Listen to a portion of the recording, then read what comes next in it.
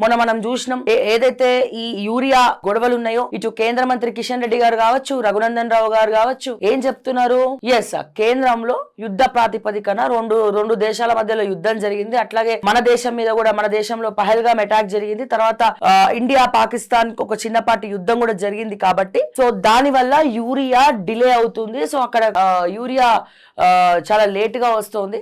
So ముందస్తు చర్యలు, ముందస్తు గోడౌన్లు గానీ ఏమి కూడా మెయింటైన్ చేయలేదు. సో ఇది కేంద్రం యొక్క వైఫల్యం కాదు అని క్లియర్ ఎక్స్ప్లెనేషన్ ఇచ్చిండు. దేని వల్ల అంటే యుద్ధం వల్ల, ఈ యుద్ధాల వల్ల యూరియా రావడం లేట్ అయింది అని చెప్పి చెప్తున్నారు. రామచంద్రరావు గారు ఏమంటున్నారు? రాష్ట్రంలో యూరియా కొరత లేదు, యూరియా బ్రహ్మాండంగా ఉంది, రేవంత్ రెడ్డికి ఇవ్వడానికే చాతనైతే లేదు అని చెప్పి బీజేపీ అధ్యక్ష వర్యులు రామచంద్రరావు గారు చెప్తా ఉన్నారు. కానీ ఇక్కడ ముఖ్యంగా మనం మాట్లాడుకోవాల్సింది ఏంటంటే ఒకరికి ఐక్యత లేదు. సో ఈ ముగ్గురి వర్షన్స్ ని పట్టుకొని తెగ ట్రోల్ చేస్తా ఉన్నాయన్నమాట. సో ఒకళ్ళు కూడా సఖ్యత లేరు, ఎవరేం మాట్లాడుతున్నారో అర్థం కావట్లేదు. వీళ్ళేమో యూరియా లేదంటారు, వీళ్ళేమో ఉందంటారు.